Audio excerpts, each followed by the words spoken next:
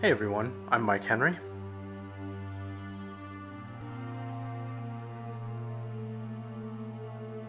And welcome to my Procreate demo for the piece I call Trish.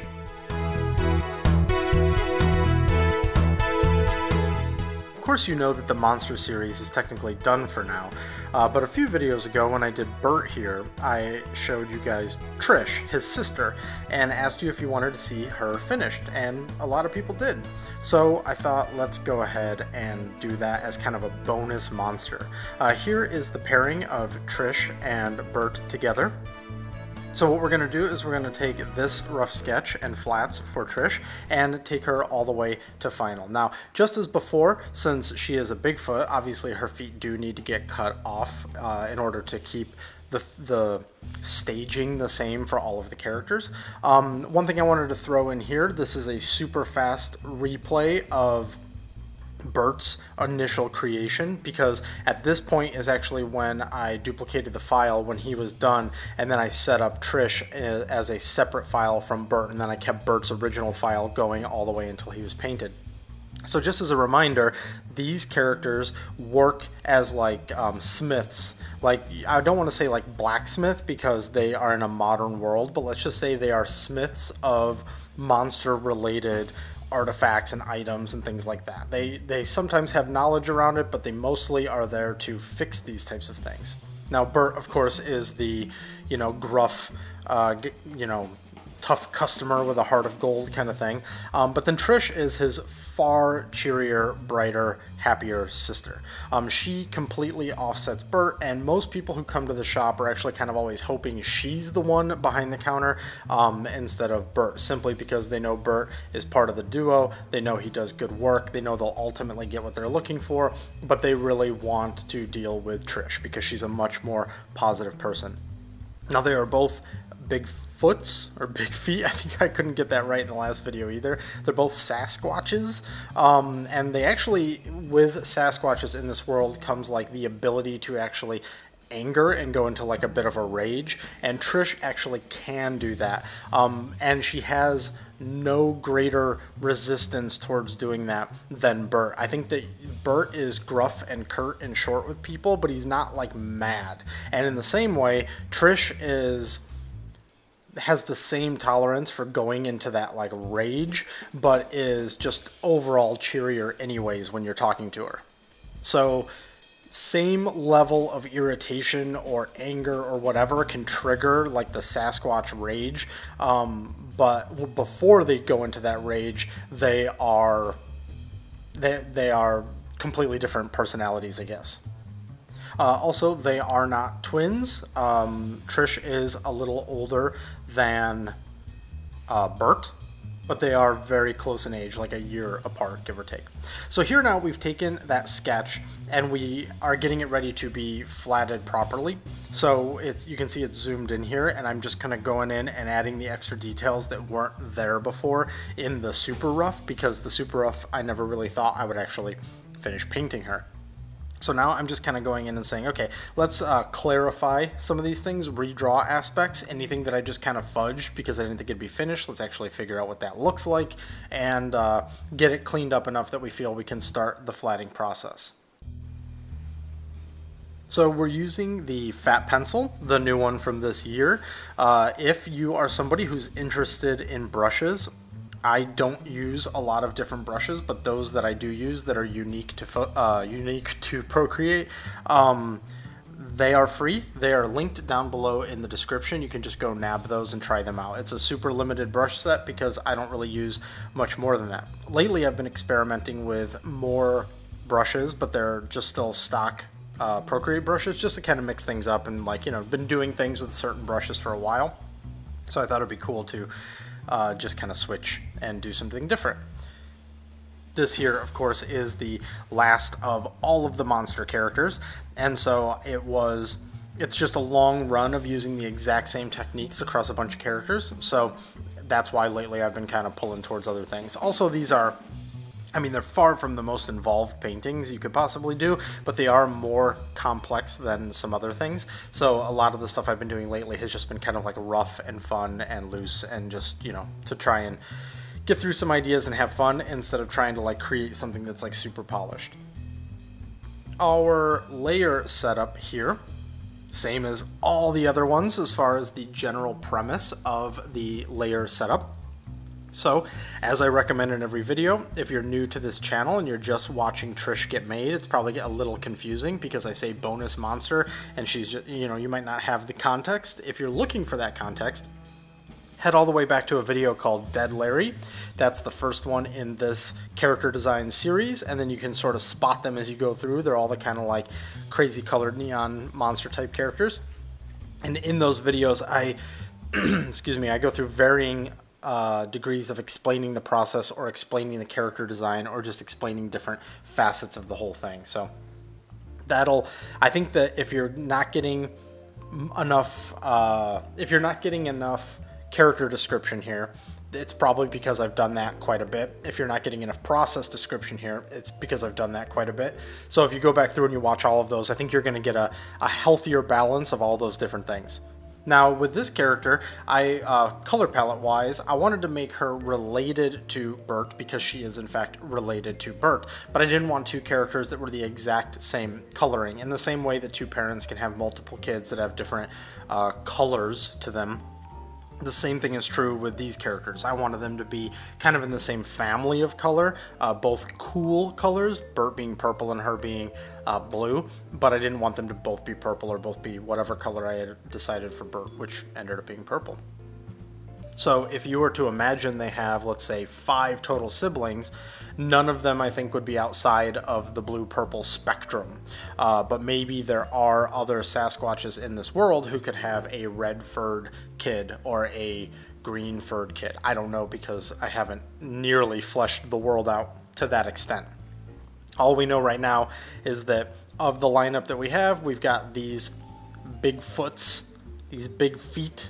Anyone want to clear up in the comments for me whether or not it's big feet or big foots? Maybe it's big feets.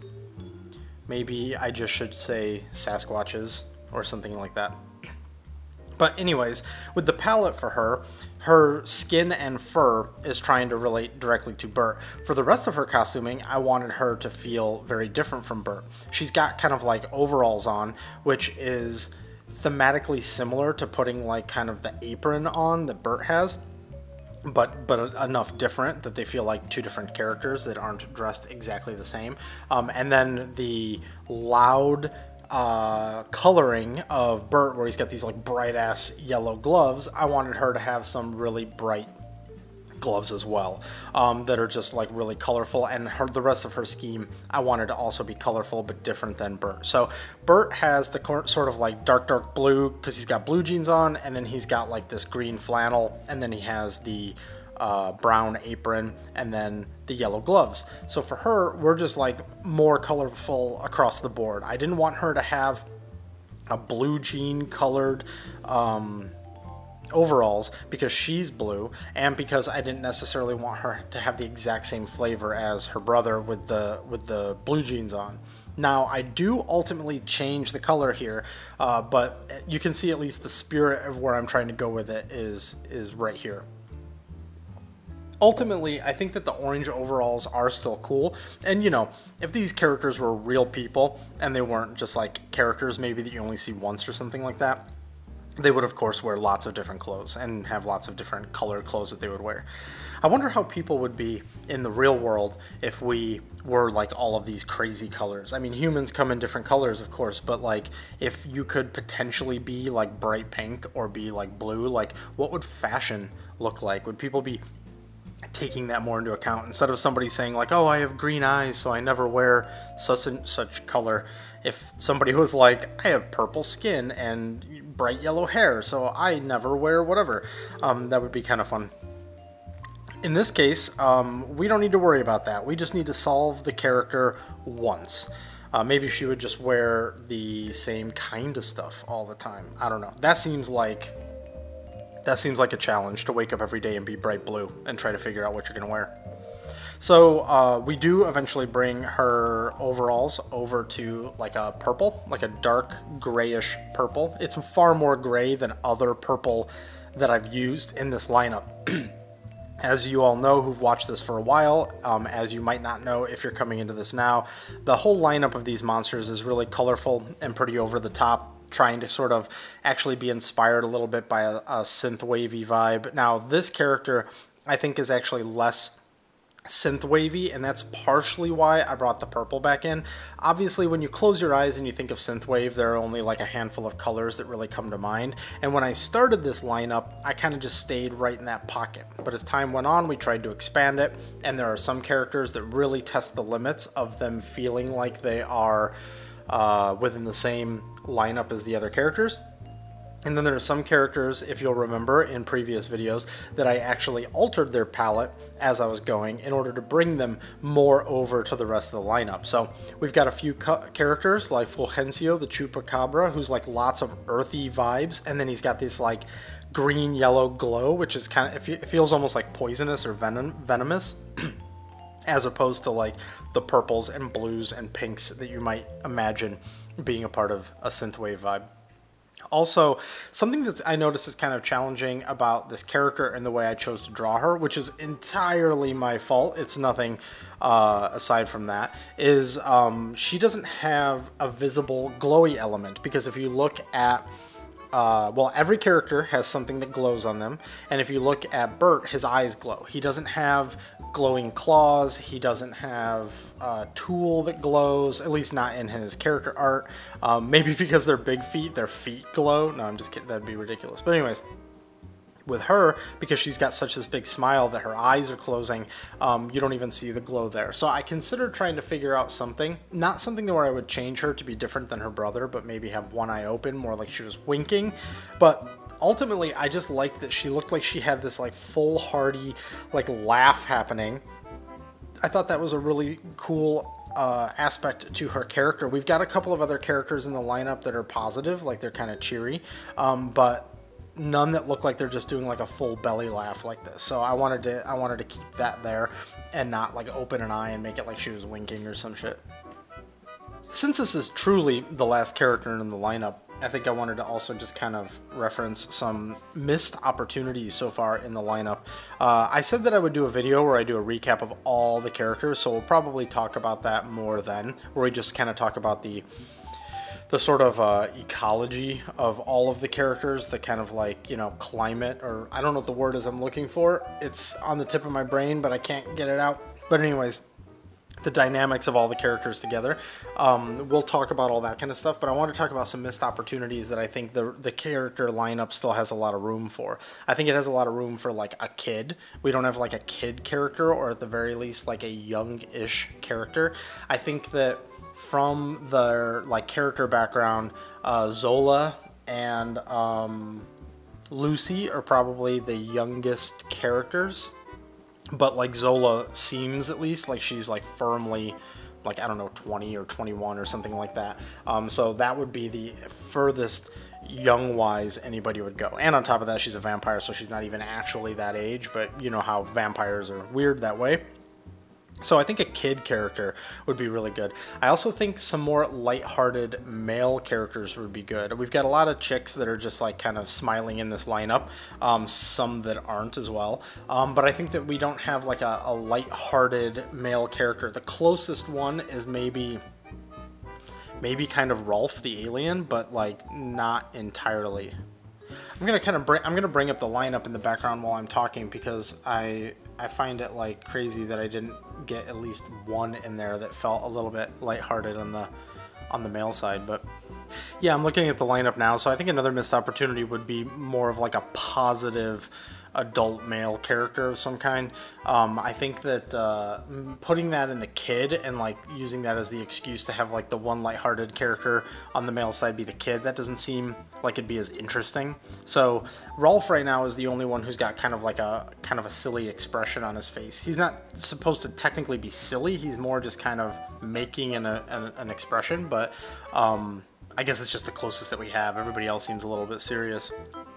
So that's probably it for now. As far as different types of monsters go, we could always hit different types of monsters, right? Like that could just go on forever. But we'll cover more of that when we're doing the actual lineup conversation. In fact, I'd like to, I know not everybody watches these videos this far in and stuff like that, so you might not hear some of these questions, but if there's anything that you'd like me to talk about when I do the wrap-up, where I talk about like all the characters, like let me know in the comments, because I would like to make sure that I'm covering things that people are actually curious about. So with this character now, we are at the stage where we're still doing the ambient occlusion pass, or the form shadow pass as I call it, because it's kind of a weird mix of things. Something I should mention that you've probably been seeing a lot more in these pieces than you used to is you see the layers flip back to normal and then flip back to multiply. So all my shadows are done with a multiply, but something that I've been noticing as I'm working more with the brushes that kind of push the paint around is that we can end up with some serious artifacting on the selections, or you can pull the paint in like a really weird way. So what I started doing instead was I will paint on a multiply layer, and then when I go to do like the next piece of the piece, the next element of the piece, I will create a new layer and I'll paint on that and multiply. And yes, there'll be some overlap, but I mostly just ignore that and I focus on the flats that I'm on. And then when I'm done with that, I select the flat, I select the inverse of the flat, and I clear from that new layer so it gets rid of all the garbage outside of the flat. And then I convert both of those layers that I have back to normal so that we don't get any weird multiply overlap shenanigans. And then I merge those two back together. And then I turn it back to multiply, create a new layer that's multiply, and go again. And I just keep doing that over and over again. I've been doing that just to kind of combat the weird artifacting, the weird smearing that can happen. And so for some people out there, if you're struggling with that, that might be a way to do it. That might be a way to get around it. Something I want to point out too, when I was doing my rough sketch, I kind of borked something. You can see on the belt that kind of goes around her, it's not really a belt, it's like the stitching under where she could put a belt in. There is her two belt loops, and the belt loop that's like to the right is above the outer edge of the pocket, and then the belt loop that's to the left is above the inner edge of the pocket. So I didn't line those up the way I should have because I was just not really paying attention, to be honest.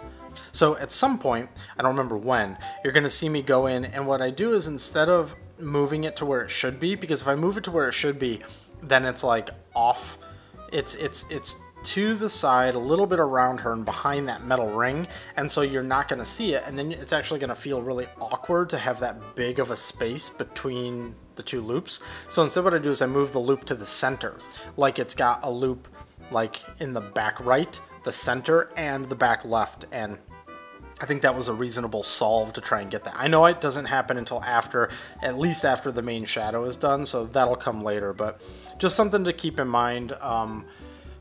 I guess keep in mind two things there. One is like when you're dealing with things like that that are symmetrical but you're not drawing them symmetrically, you got to just try to keep track of those things. And the other thing too is that everybody screws that up, and you just got to hope that you notice before it's too late, I suppose.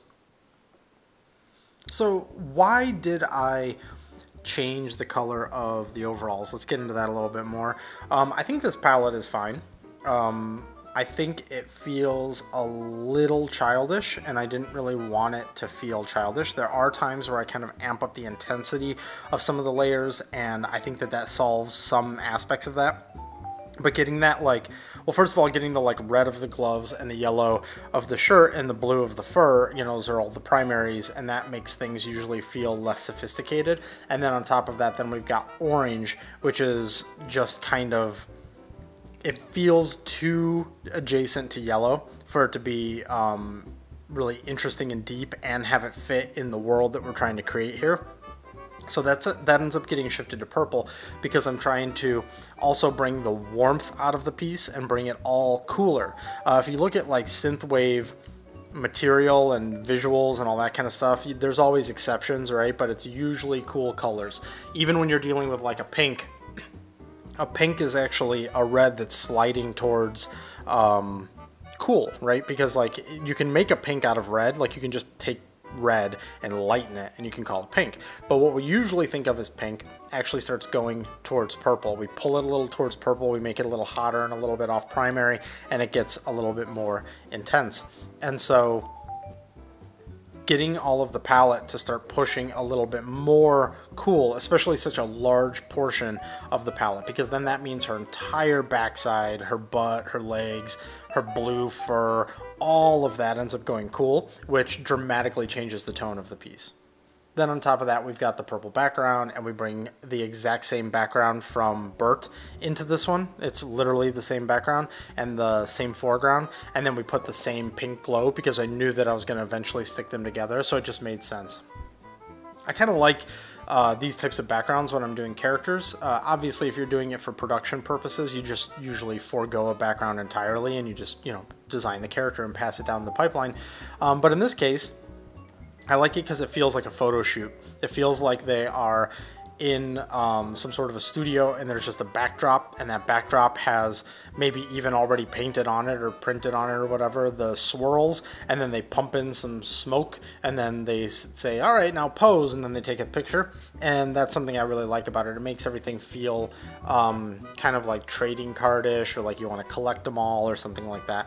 And that kind of stuff I always find fun, which is why when you go back through all my work, you run into these types of lineups a lot, because I just like it. I like finding like a repeatable pattern for the backgrounds, and then I try to have a lot of fun with the characters themselves.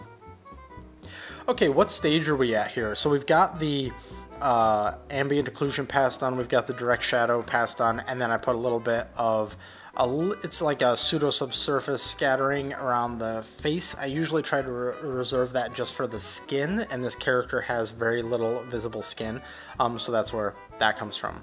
Now what we're doing is the soft shadow that's a little bit directional, so we have it on the distant side of the figure. The light in this case is coming from in front of her and a little left and a little up, and that's what's casting the shadow, so that's what we're doing. Oh, here's where I'm adjusting the belt loop.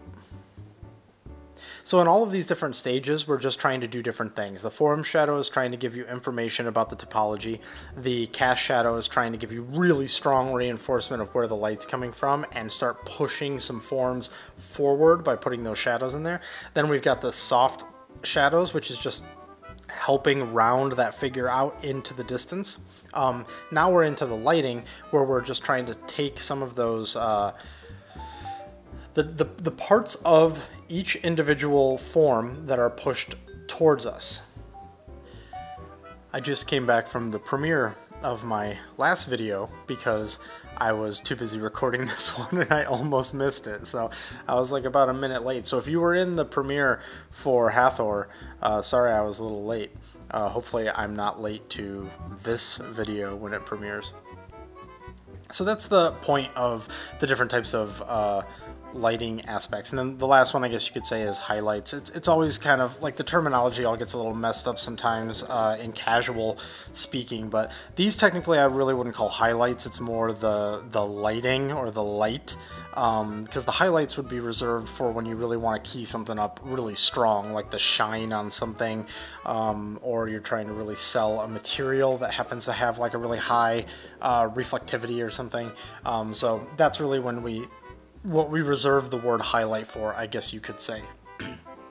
For instance, in a lot of my illustrations that don't involve like characters with glowy eyes, people who have like normal eyes, I always try to reserve my brightest color for like the glints in their eyes to try and bring the attention there. It might not necessarily be the most realistic thing. It's kind of more of a holdover from like almost like animation, where you want everybody to be looking at the eyes most of the time, but I just try to always key that as high as I can, so that there's attention drawn there.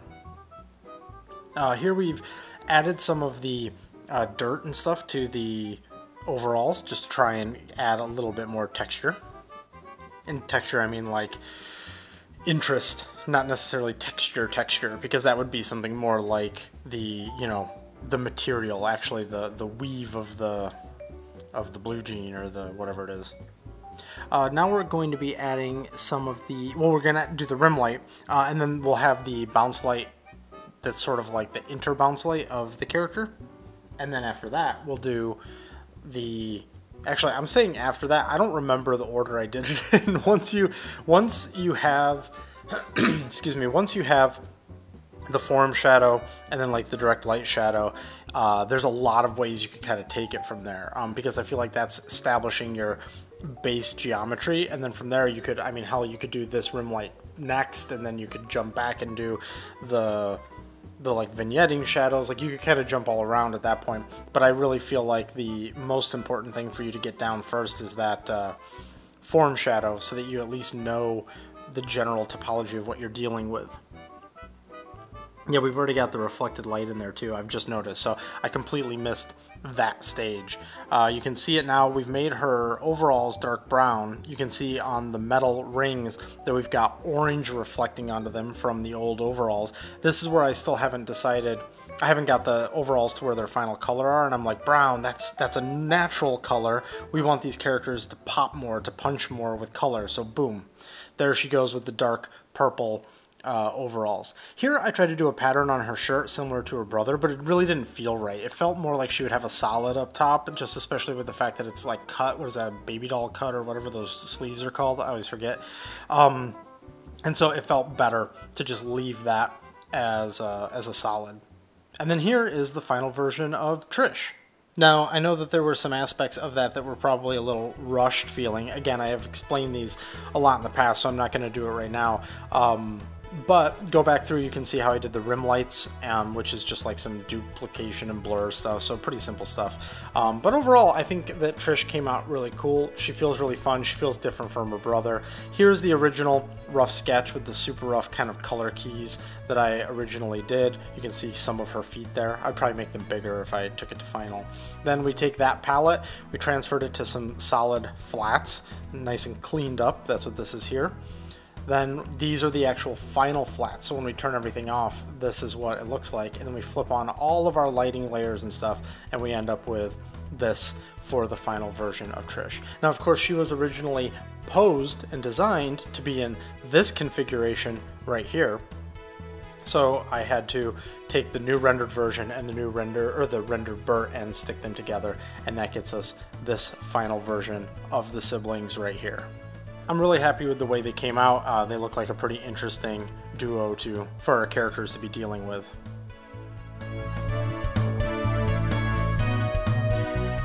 So, thank you for watching. If you enjoyed this video, please consider hitting like and subscribe, and share it if you can, and I'll see you on the next video.